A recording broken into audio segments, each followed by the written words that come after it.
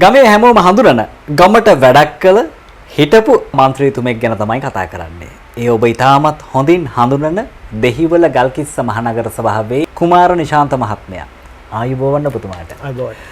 මෙවර මැතිවරණය ඔබට ජයග්‍රහණය කරන්න පුළුවන්ද? එහෙමත් නැත්නම් ලොකු වෙහෙසක් දරන්න ඕනිද?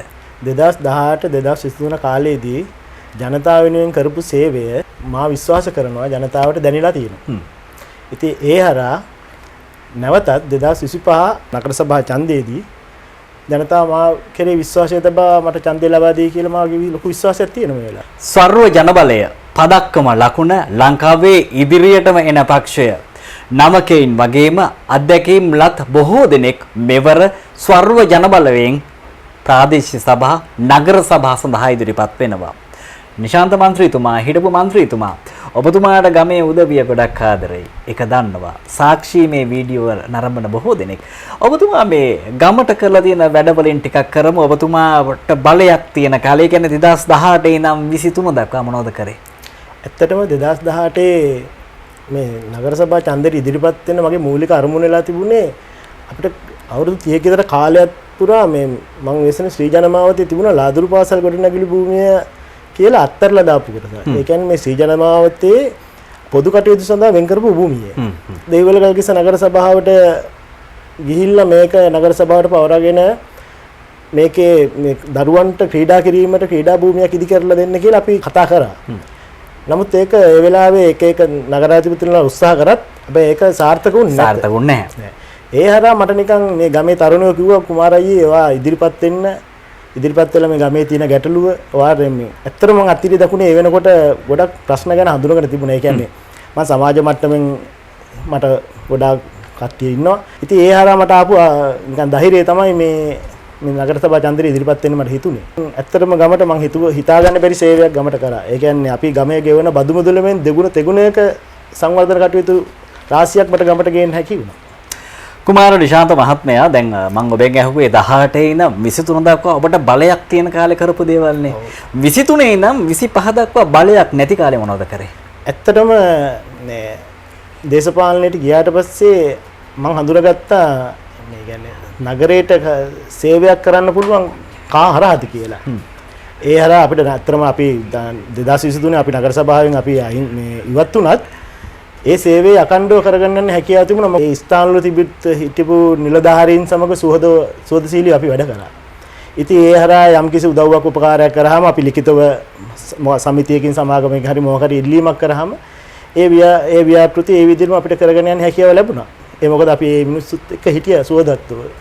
අන්න ඒක තමයි හිතවතුනේ මෙවර නගර සභාවට කුමාර නිශාන්ත හිටපු මන්ත්‍රීතුමා යවන්න ඕනි. ඔබට පුළුවන් එක කරන්න. ඔබගේ කොට්ටාසය දකුණු අත්තිඩිය කොට්ටාසය දෙහිවල ගල්කිස්ස මහනගර සභාවට අයිති කොට්ටාසය මෙතුමා නියෝජිතෙක් විදියට යවුවතින් මම ඇහුවේ බලය තියෙන කාලේ වගේම බලය නැති කාලෙත් ඔබලාට සේවය කරපු ගමේ හිතවතා කුමාර මහත්මයා ගොඩක් දෙනෙක් බලය තියෙනකොට වැඩ කරන බලය නැති වුණාම වැඩ කරන්නේ නැහැනේ. නමුත් ඔබ බලය නැති කාලෙත් ඒ විදියට වැඩ කරා. ඔබෙන් ඉල්ලන්නේ ඔබේ වටිනා මනාපය මෙවර ලබා දෙන්න ඕනේ පදක්කම ලකුණට. පක්ෂය කුමක් වුණක් අදාළ නැහැ. පුද්ගලයා අදාළයි. ඔබේ ගමේ හිතවතා මේ තමයි ඒ නිශාන්ත ඔබතුමා දැන් ඉතාමත් ඉදිරියට එන තරුණ නායකයෙක්. අත්දැකීමක් තියෙනවා. තව ඉදිරියට මොනවද කරන්න බලාපොරොත්තු වෙන්නේ? ඇත්තටම මේ දැන් අර වසර 5ක කාලයක් අපි ඇත්තටම නගර ඉදිරිපත් වුණානේ. එතකොට මේ ගම්වල තියෙන සමිති සමාගම් ඒ කියන්නේ වැඩි හිටියෝ ඒ කොට්ටාසවල තියෙන ගැටලු ඇත්තටම අඳුනගත්තා. අඳුනගෙන දැන් මේ වසර අපි දැන් 2018 2023 කාලේ මට මේ කරන්න පුළුවන් හැකුණ මතන මේ වැඩ ටික මේ පත්‍රිකාවේ තියෙනවා. ඒ හරහා මේ ඉදිරියේදී කිරීමට යෝජනා ටික මම වෙනම සඳහන් කරගෙන තියෙනවා. මොකද ඇත්තටම කියනවා නම් මේ අත්තිරි පාර මතන මේ අත්තිරි පාරේ තියෙනවා ප්‍රශ්නයක් මේ කඳවල මාවත ඉදිරිපිට වහින කාලෙට වාහන වලට යන්න බෑ. ඔය අත්දැකීම මාත් විඳලා තියෙනවා යට වෙලා තියෙනවා. ඉතින් ඒක නගර සභාවට අයිති කාර්යයක් නෙමෙයි. ඒක ඇත්තටම අයිති වෙන්නේ මේ මාර්ග සංවර්ධන අධිකාරියට. ජොන්ස්ටන් ඇමතුමාට මම ලිඛිතව බාර දීලා මෙම පාර මේ ගිලා බහැලා තියෙනවා මේක සංවර්ධන කටයුතු කරන්න ඕනේ කියලා ලිඛිතව බාර දුන්නා. එතුමා ලිපියකින් මෙහෙට දැන්නලා මේ රත්මලාන ආරඩිය කියන ප්‍රධාන නිලධාරියතුමා සමග මම ඇත්තටම මෙල්බන් හන්දිය ඉඳලා බේකිරි හන්දිය දක්වා පාර මැනීම් කටයුතු කරනවා. හැබැයි ඒකට ලංකාවේ සියල්ලම දන්නවා කොරෝනා වසංගතය 2020 අපිට ඇති වෙනවා. එතකොට 2021 අගභාගයේ වෙනකොට ලංකාවේ සියලු සංවර්ධන කටයුතු නවතිනවා. ඒකෙදි මේ කටයුත්ත මැනුම් කටයුතු කරලා මුදල් අයින් කරලා තිබුණත් මේක මට කරගන්න බැරි වෙනවා. ඉතින් දැන් මට මේ ඇත්තටම ගැටලුවක් ලොකු ගැටලුවකට තියෙන මෙන්න මේ මාර්ගයේ පිළිසකර කරන්න තමයි. ඒ වගේමත් තියෙනවා ඇත්තටම දැන් අපි හිතමුකෝ වැඩමුළුවේ ඉවර කරලා රාත්‍රී කාලයේදී මේ ජනතාව එනවා මෙල්බන් හන්දියේ බස් ස්ටෑන්ඩ් එකට. මීට අවුරුදු 2කට විතර කලින් තිබුණා 117 ඒ කියන්නේ ලංගම බස් රථය. ඒක රාත්‍රී 9ට මෙල්බන් හන්දියෙන් පිටත් වෙනවා. මේ වෙනකොට මේ බස් රථය නැහැ. මං හොයලා බැලුවා මේ හිටපු ඩ්‍රයිවර් මහත්තයා විශ්‍රාම ගිහිල්ලා. ඉතින් අනිවාර්යෙන් දැන් මමත් ඒකට මුහුණ දීලා තියෙනවා. ඉතින් ඒ හරහා මට තියෙනවා ඉස්සරහට මේ ඉල්ලීමක් කරලි වෙලා ඒ අවශ්‍ය කරන නැවතත් ඒ බස් රිය නැවත මේ ජනතාවට අත්පත් කරලා දීලා රාත්‍රී කාලයේ ජනතාවට ඒ සේවය ලබා දීම සඳහා. ඉතින් එවැනි ගොඩාක් අදහස් මේ වෙලාවේ තියන් ඉන්නවා. අපි ඊටමත් කෙටි වෙලාවක් අරගෙන තමයි කතා කරන්නේ. මේ තියෙන එතුමා ඉදිරියේ කරන්න බලාපොරොත්තු වෙන වැඩ කොටස් වලින් කිහිපයක්. ඔබට අත්දැකීමක් තියෙන කෙනෙක් ඔබේ හිතවතා විදියට නගර සභාවට යොමු කරෝතින් ඔබට අවශ්‍ය දේ කරගන්න පුළුවන්. දෙහිවල ගල්කිස්ස නගර සභාවට මෙවර ඊටමත් විශාල මන්ත්‍රී සංඛ්‍යාවක් ඉදිරිපත් වෙනවා. ඒ අතරතුර වාරයේ ඔබේ ගමේ හිතවතා වැඩක් කරපු නිශාන්ත මන්ත්‍රීතුමා දැම්මොතින් ඔබේ බලාපොරොත්තු ඉටු කරගන්න පුළුවන්. මෙන්න මේ ලීෆ්ලට් එකේ මෙන්න මේ අත්පත්‍රිකාවේ එතුමන් කරපු කියපු දේවල් තියෙනවා. ඔබට ඔබේ නිවසේ ඉඳන් එතුමා ඔබේ නිවසට ඒවි මේ දේවල් බලා ගන්න පුළුවන් වෙනවා. ඒක නිසා ඔබ කිසිම දෙයක් හිතන්නේ නැතුව වැඩක් කරපු කෙනෙක් විදියට ඔබට පුළුවන් මෙන්න මේ හිතවතා දැක්ක ගමන් අඳුරනවා. මේ තමයි කුමාර නිශාන්ත හිටපු නාගරික මන්ත්‍රීතුමා. එතුමාට ඔබේ මනාපය ලබා දෙන්න. එතුමාට ඔබේ මනාපය ලබා දෙන්න. පදක්කම ලකුණට ඔබේ මනාපය ලබා දෙන්න. ඔබේ කොට්ටාසේ අපේක්ෂකයා මෙවර නගර සභාවට යොමු කරන්න. අවුරුදු 5ක් එතුමා වැඩක් කරා. තවත් අවුරුදු 5ක් තියෙනවා වැඩ කරන්න. ඔබට බොහෝ සෙයින් එතුමා වැඩ කරાવી. නිශාන්ත මන්ත්‍රීතුමා පොඩි ප්‍රශ්නයක් තියෙනවා. ජනාධිපතිතුමා ළඟදී කියනවා තමන්ගේ පාලනයෙන් බැහැර වෙන ආයතන වලට මුදල් ලබා දීමේදී ටිකක් නෙවෙයි ගොඩක් හිතන්න ඕනි කියලා. ඔබට පදක්කම ලකුණට ස්වර්ව ජන බලයට දෙහිවල ගල්කිස්ස මහනගර සභාවේ පාලන බලය හිමි වුණොතින් ජනාධිපතිතුමා කියන කතාව ගැන දෙපාරක් හිතන්න වෙනව නේද? ඇත්තටම නැහැ. ඒකට හේතුව මොකද දන්නවද? දෙහිවල ගල්කිස්ස මහා නගර සභාව කියන්නේ ලංකාවේ තියෙන ඒ කියන්නේ පළවෙනි නගර සභාව වගේ ආදායම අතින් අපි විශ්වාස කරනවා. මොකද නගර සභාවේ වාර්ෂික ආදායම බදු ආදායම මිලියන 3000කට ඉක්මවා යනවා. මිලියන 3000ක්. ඔව්. මේ වෙනකොට මිලියන 3000ක ඉක්මවා යනවා. හිටපු නගරාධිපතිතුමාලා ගමට සංවර්ධන කටයුතු ගෙනල්ලත් මේ වෙනකොට අපේ ඒ කියන්නේ ස්ථීර තැන්පතු සඳහා මිලියන 4000ක මුදලක් අපි මේ වෙනකොට තැන්කුවේ තැන්පත් කරලා තියෙනවා.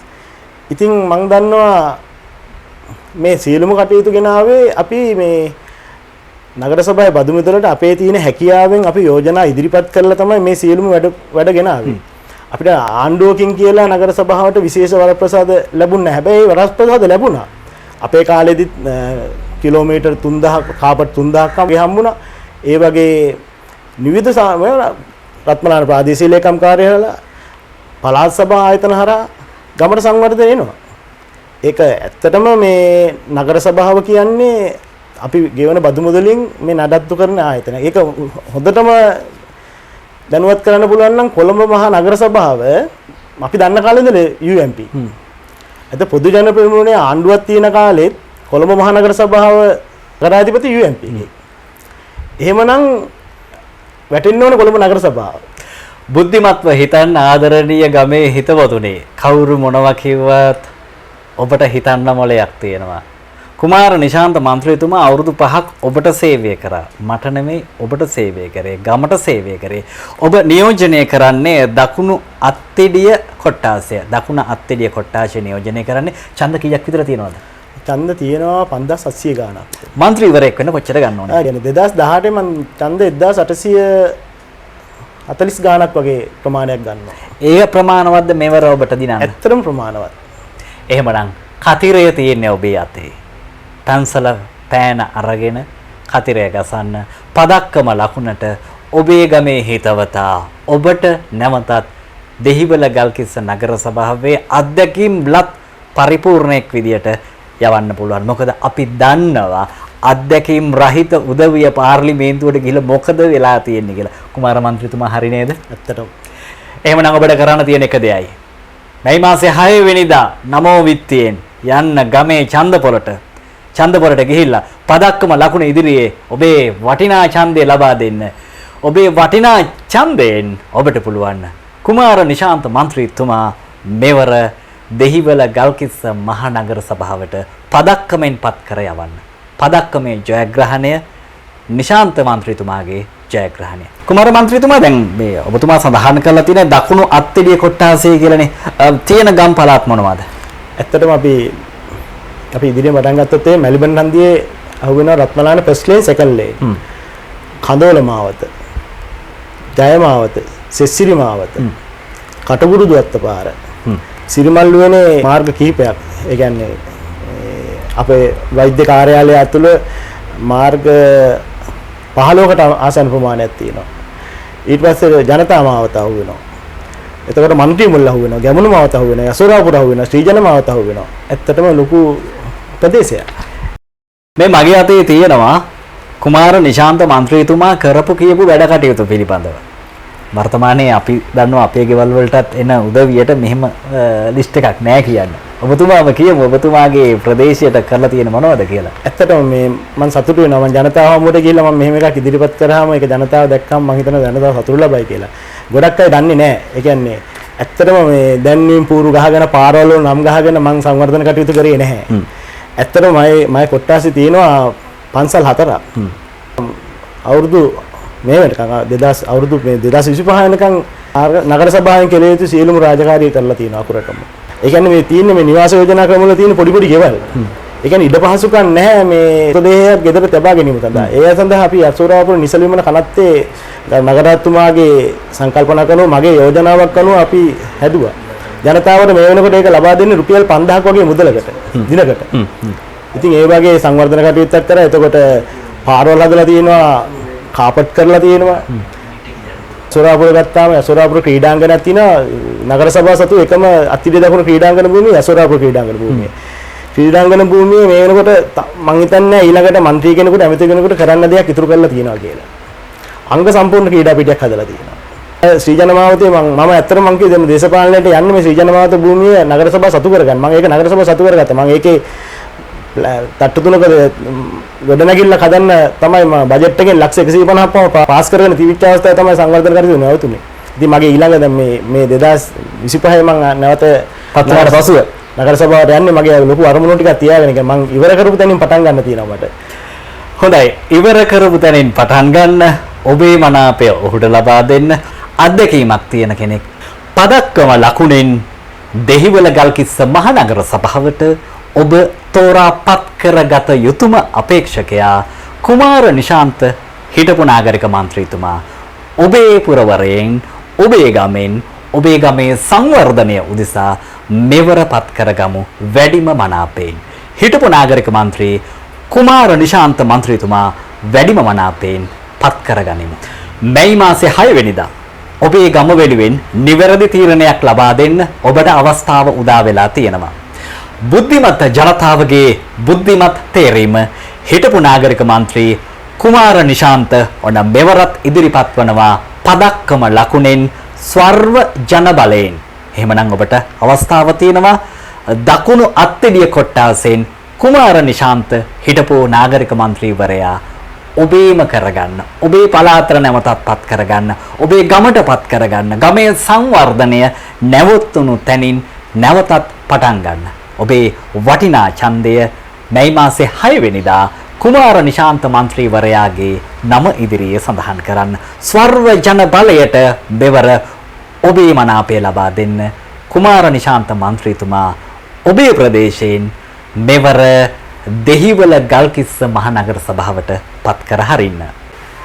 එහෙමනම් කුමාර නිශාන්ත මන්ත්‍රීතුමා ජයග්‍රහණය ප්‍රාර්ථනා කරනවා. ඔබතුමාට අරුම තැනක් නෙවෙයි, පුදුම වෙන්න ඕනේ නැහැ. ඔබතුමා හොඳට දන්න තැනකට යන්නේ. දෙහිවල ගල්කිස්ස මහනගර සභාවට ඔබතුමා අවුරුදු 2ක් කිසිම තනතුරක් නැතුව ජනතාවට සේවය කරා. ජනතාව ඔබට මනාපය පළ කරાવી. ඔබේ ජයග්‍රහණයට සුපැතුම්.